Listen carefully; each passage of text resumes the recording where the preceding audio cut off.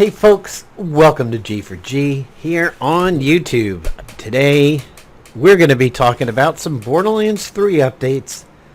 I'm Napalm Dawn. Excuse me, I'm apparently chunky voice Napalm Dawn. And let's get right into the Borderlands 3 content. So we've got two things that we need to talk about while Claptrap emotes in the background. And that is the July 23rd patches and hotfixes, and also the Borderlands 3 one-year anniversary. That's going to be coming up starting on July 30th. Kind of hard to believe that Borderlands 3 has been out for a year now. It really doesn't feel like it. I feel like I maybe started this more around Thanksgiving or something. I think the reason why it feels like it was shorter is that my enjoyment phase of the game started more recently. In the beginning of the game, I didn't like the twins that much as a villain simply because Jack is a hard act to follow. Jack is Kefka levels, Arthas level.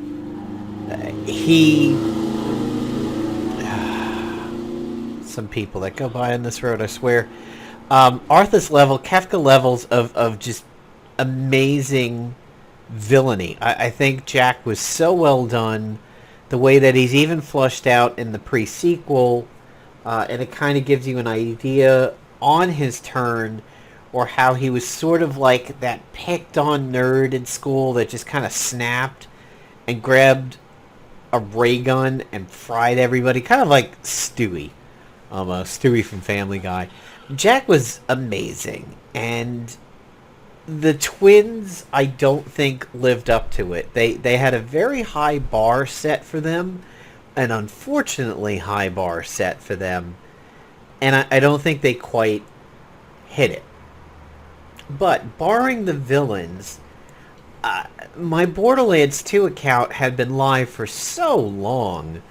I just felt so naked and underpowered in the beginning of Borderlands 3. I wasn't finding really any guns that were really clicking with me. Felt powerful, felt devastating, felt like they were helping me clear what I was working on. And I also really disliked the snipers. The snipers all felt like I was firing a gun muffled through two soup cans stuck end to end that had cotton wadding and fiberglass stuck in them. All the snipers were just like puh, poo, peh, pee. And my Borderlands 2 snipers always felt like they had such meat to them. Plus, admittedly, and this is something I had to realize early on and admit in one of my early Borderlands 3 videos, so much of my enjoyment of Borderlands 2 was the way things interacted with the B shield. And the B shield gave you that really solid hit sound that you would get in arena shooters like the Unreal Tournament series or Quake, and it really was amplified by your bullet spread. And when you would hit something with like the Scarlet Pimpernel or the Infinity or an Unkempt Harold, it really felt visceral, and the B shield was like, hey buddy, you did a big thing. Congratulations, here's your trophy. You just crit that guy in the head with 18 bullets. And now he has half his health. Borderlands 3 lacked that in the beginning, clearly. Now I enjoy the game tremendously, but I will say the only negative thing I can say about Borderlands 3 now is I feel the legendary loot is almost of green quality droppage now. The farming in Borderlands 3 has been next to nil. I feel like the game throws legendaries at me. But let's jump into it. So for the anniversary, starting on the 30th and running until the 6th, we have the EchoCast Overload. Then after that, we have bonus boss loot running from the 6th to the 13th. Loot Monster Mayhem from the 13th to the 20th. Show Me the Iridium from the 20th to the 27th. Mayhem Made Mild, the 27th to the 3rd, and Making It Rain from the 3rd to the 10th. So we are getting quite a solid amount, and the description is, so for EchoCast Overload, Better chance of sorting loot during rare chest events in the EchoCast Twitch extension. So that's a mild thing to start off with. That's about like watching Twitch streamers. Bonus boss loot. Most bosses have an increased chance to drop legendary loot. I feel like that cannot be tuned up any more than it already is. I so rarely have to farm a boss more than once. Admittedly, that's casual farming. That's not super best in slot, best anointment kind of crap. It's not min-maxing that I'm doing. It's simply having the item. Like hitting a boss, looking for an unkempt herald, not getting it, going back, and I've got it. Katagawa Ball, I think I maybe had a farm about 5 times before I got what I wanted, but ever since the DLCs have started, I found that farming has gone way, way down. Show me the Iridium, increased Iridium drops, and Iridium item discounts, more on that in a moment. Mayhem made mild, all easy modifiers in Mayhem mode. God, will that be a good one. The ability to jack your Mayhem up to 10 and having nothing but easy modifiers, but getting like rank 10 guns, that's going to be a huge week, in my opinion. Show me the Iridium Willbeam, we'll talk about that in just a few moments, and then making it rain, enemies drop more in-game cash. So I think it goes out on a whimper. And it starts with a whimper, and it's a really good bell curve. There's a lot of good shit in the middle over there. So, I'm going to pull up my character while we talk about the rest of it and why Iridium's going to be important. So, on July 23rd, we had a change go into effect for the legendary firing mode for the Fabricator. The Fabricator now has an alternate firing mode called Legendary that spawns between 1 and 3 legendary weapons for 250 Iridium a pop. You will switch to this mode just like you would for any other. I don't even remember what I was farming here. I think it was like... No. I was maybe just wrapping some stuff up over here, the final crew challenges and everything. So yeah, I don't have anything to worry about over here right now, so I'm going to go to Sanctuary to tackle 2 of the things that we're going to talk about here. The next thing that they did on the 23rd was mission rewards available in Veteran Rewards vending machine. You can now get previously rewarded mission rewards from the machine just outside of Crazy Earl over here in Sanctuary 3. As missions are completed, their rewards are added to the pool and can be purchased using Iridium. So, that stops the one thing that I began hacked saves on for Borderlands 2 way back in the day. So I never attempted to hack a save in Borderlands 2 for any particular nefarious reason. The reason why I did it is I had a Scarlet Pimpernel that I accidentally trashed.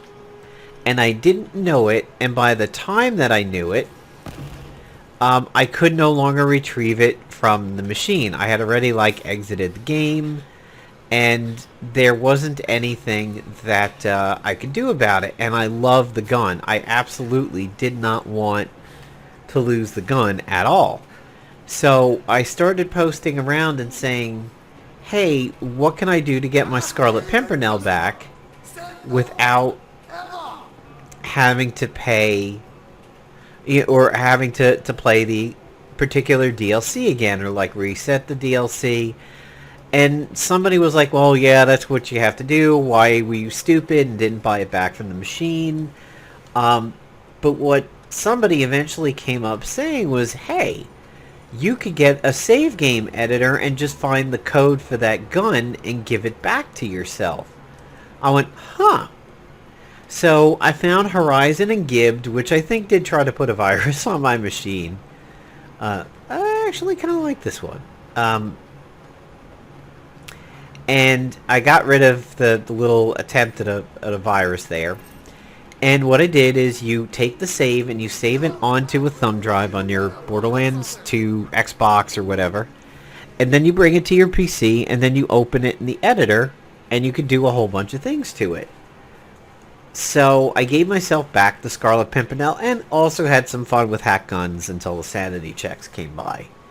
Knowing that if there was a machine that I could come up to and potentially get the Scarlet Pimpernel again, that would have solved everything. Now, it is going to be random, but it is handy. So that's actually a fairly decent sniper, 54-57. Let me see. No, actually pretty much of a downgrade. So my sniper of choice right now is still the Storm. The Storm has finally gotten fixed, and it's come back with its interesting little Pimpernel-ish spread and everything, where it makes the shock balls that jump up and shock things around it. So I'm quite happy to see that is back in form.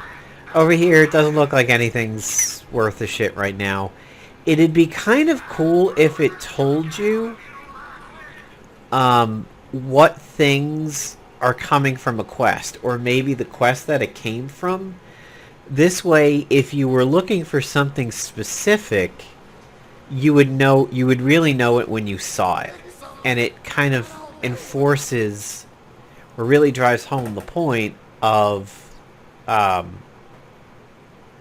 what you've got in your hands over there. So, I'm going to mark this as trash. And I'm going to get my fabricator really quick. Slot it there. So this is what my loadout is looking right now. The complex root is not really my sniper of choice. It just was for a little bit. Was just having fun with it. Unescapable flipper. Abundant proficient chandelier. And then over here the NARP is okay. The license is cool. Plumage I'm getting used to. I still like the yellow cake better. I need to play around with plumage much, but I don't run around with a rocket launcher handy unless I'm fighting a boss. Light show, which is pretty cool. The long musket, the contained blast, the synergized Iridian, that's the one that changes elements every reload. An infinity, a compressing storm, a favorite gun of mine, a sniper that I really, really like. A brainstormer, this easy gargoyle, which is very good. A searing pouncing LeBlanc, an unkempt herald, which was an easy farm. I don't really think I'm using this particular stagecoach for anything. And there's my yellow cake, another infinity. Why do I have two? Do I really have two infinities? Oh, one is a shock infinity. Interesting. I think that's why I was keeping both over there. Usually I don't keep duplicates. And this Sandhawk is a beast. Sandhawk is definitely one of my favorite sniper rifles. It was a submachine gun in Borderlands 2, but it does pretty good as a sniper rifle, but it chews up ammo like crazy. And then a Thunderball Fist, which is pretty good. Super 10 gallon. I have to play around with this and see if I like it. Actually, no. I'm going to trash that. That's not even... Doesn't even have a mayhem level. And let me see if I can find my mayhem levels. So, grenade damage is increased. Occasionally they drop grenade ammo when they die, but it may be live. And laser flare, which is obnoxious as shit. Enemies have a small chance to drop a spinner trap, and it's not a small chance, let me tell you. When damaged, spinners project a rotating elemental laser beam, which is shootable, so sometimes it intercepts shots, and hey there, chunky butts. Yeah, those spinners are pretty obnoxious. So I'm just going to sell a couple things over here. And then let's see what I get from the fabricator. Alright. Inventory down to 29. Standard, legendary, and shoot.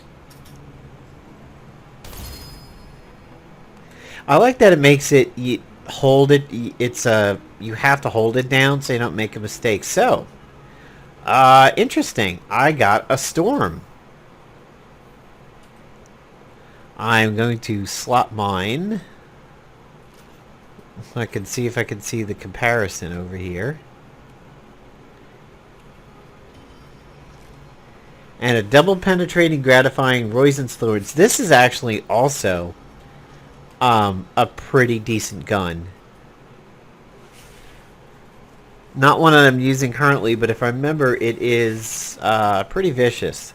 So the storm that dropped has decreased handling, decreased reload time, slightly more shock damage, faster weapon, no, same charge speed, anointed operative, and Sentinel's active fire rate is increased. This is a tough call. It's kind of a side grade. Yeah, I mean, I do go with Sentinel, and the fire rate and the reload speed would be good. But then again, keeping all damage low is pretty good too. And the Rising Thorns.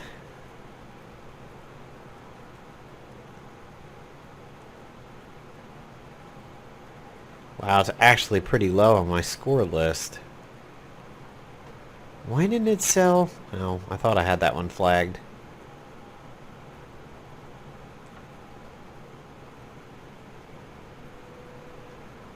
Apparently it's not low. I just passed it and didn't even catch it. There it is. Usually this is a pretty solid gun.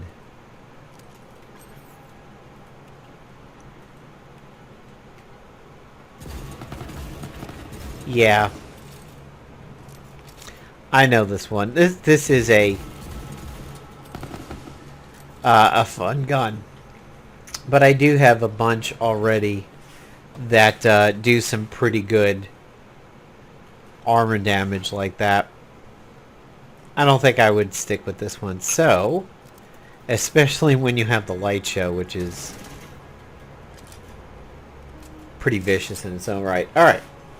I'm going to go ahead and fire off the fabricator one more time. And it does stay in legendary mode, so you don't have to switch it back. And put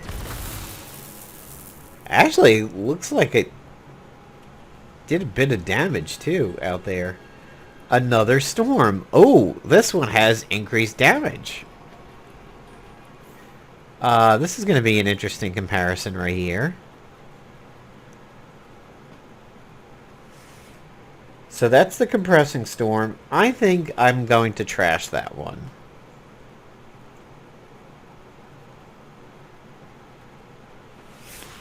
So the new one that dropped, more damage, better handling, increased weapon damage, reload speed, 250, a weaker zoom, and no anointment. Yeah, I don't think it's worth the damage. Excuse me, the damage boost over there. So I think I will garbage those. So there you go, guys. That's what it looks like for the most recent Borderlands 3 patch content. In just a few days, we are going to start the 1-year anniversary event, which still really surprises me that it's been a year. It truly does not feel like it is. I don't know about you guys, but let me know if you think you definitely feel like you've been playing this for a year. I gotta admit, I'm not in the mood to try another character. By this point in Borderlands 2, it was like playing online with a friend and had started a gauge, I believe, just to have a fun multiplayer character. And I did switch, I was on True Vault Hunter mode, and then eventually Ultimate. I went through the game a lot because I really liked it, minus several of the levels that I really didn't like the Caustic Caverns, and I think maybe Sawtooth Cauldron. It was one of the ones with Brick's gang. That level was really, really annoying, and Threshers were super annoying. But I had a desire to keep playing the game over and over. I just ignored the plot after the first one. Pre-sequel, I really didn't want to do another run-through of it, but I did put it on true mode and got stuck on a boss that really was not killable based on what I had. I don't know if I want to do it with this game quite yet. Maybe after the anniversary is over, because that'll provide a little bit of extra fun. So we'll see. What do you think about it? Are you playing alternate characters after your main is done? And have you gone into True Vault Hunter mode and everything like that? Thanks for checking out the video, folks. Have a good one.